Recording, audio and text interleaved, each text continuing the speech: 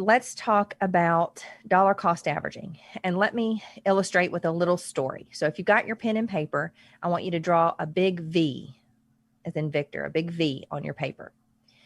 So there was this guy that wanted to go into the cattle business, and he didn't have a lot of money to get started. He had an extra $100 a month, and he was going to go down to the market and buy as many cows as he could with his $100 every month and kind of build up his herd that way. So the first month he goes down to the market and he sees the price of a cow is $100. So he buys his cow and heads on home. So if you're drawing this on the paper, at the top left hand of your V on the outside, write the number 1. And on the inside of the V, right across from that number 1, write 100. So he goes back the second month and he brings his $100 and he sees that the price of a cow is now $50.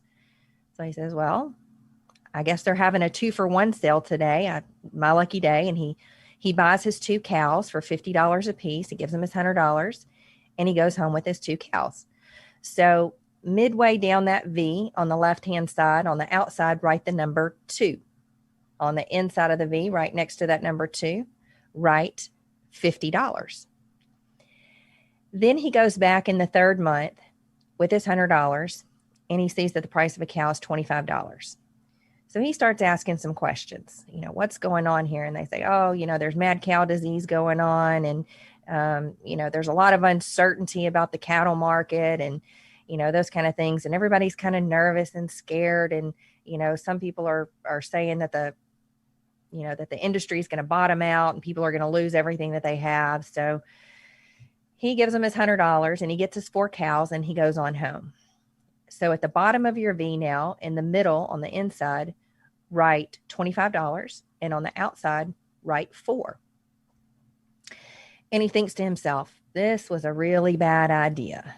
I'm probably going to lose everything that I invested and I can't do this. And when the price of a cow gets back to 100 or gets a little bit better than this, I'm going to go back down there and I'm going to sell all my cows and I'm not going to do this anymore. So the 4th month comes along and he takes his $100 and he goes back to market. He sees the price of a cow is now $50. So coming up on that right-hand side on the V in the middle there, on the inside, write 50 and on the outside, write 2 because he gives him his $100. He buys his 2 cows and he goes on home. Well, in the 5th month, he goes back down there with his $100. He sees that the price of the cow is back to 100. He's relieved. He said, oh, this is good. He gives him his $100 and he goes back home. And he thinks to himself, you know what, that was just a really scary thing. I just don't think I'm cut out for this. I can't do it. So he loads up all his cows. He's got 10 cows now. And he goes back down to the market and he sells all his cows. And remember, the price is 100 now. So he comes back home with this $1,000 and he's scratching his head thinking, well, my CPA is really going to have a good laugh when I tell him what I did this year, and he figures out, what maybe I can write some things off on my taxes and, be done with all of this. So he takes his $1,000 back home and he starts doing the math. Well, he went down to market for 5 months and he brought $100 every time he went. So he invested $500 in the cows. He now has $1,000. So he did the math and he calculated, he ended up with 100% profit. So this is what you're doing if you're participating in a systematic plan. Your 401k, or you're putting money in every month. You're being very disciplined and you're not watching it. You're not watching the price movements every day and you're not having feelings about it.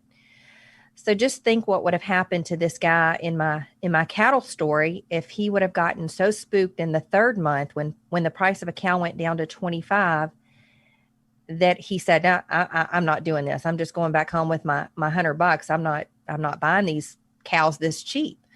Well, if he'd have done that, he'd have ended up with 6 cows with a total investment of $400. He would have sold his cows for $600 instead of $1,000 because he had 4 less, and he would have missed out on a great deal of his profit. So instead of making 100% profit, he would have only made a 50% profit. So the moral of this story is don't allow fear to creep in. When you have a sound periodic investment plan, just remember the key is to be obedient. Don't stop investing when the news turns bad and the market tanks, because things like that happen. Discipline and obedience are far more valuable than blind luck or trying to time the market. Not everyone can be a brilliant analyst, and not every brilliant analyst will get it right every time. But staying steadfast is something everyone can do. The stomach, not the brain, is the most important organ when it comes to investing. One of the worst things that you can do with your money is say, oh, that sounds pretty good. I'll try that for a minute and see how it pans out. Hey, remember to click the subscribe button right here on the screen. And don't forget to hit the notification bell so you'll be notified when new content is added. And more importantly than anything, you don't want to miss all 3 live hours of Financial Issues every day from 9 to noon. And you can watch it on FISM.tv. That's FISM.tv.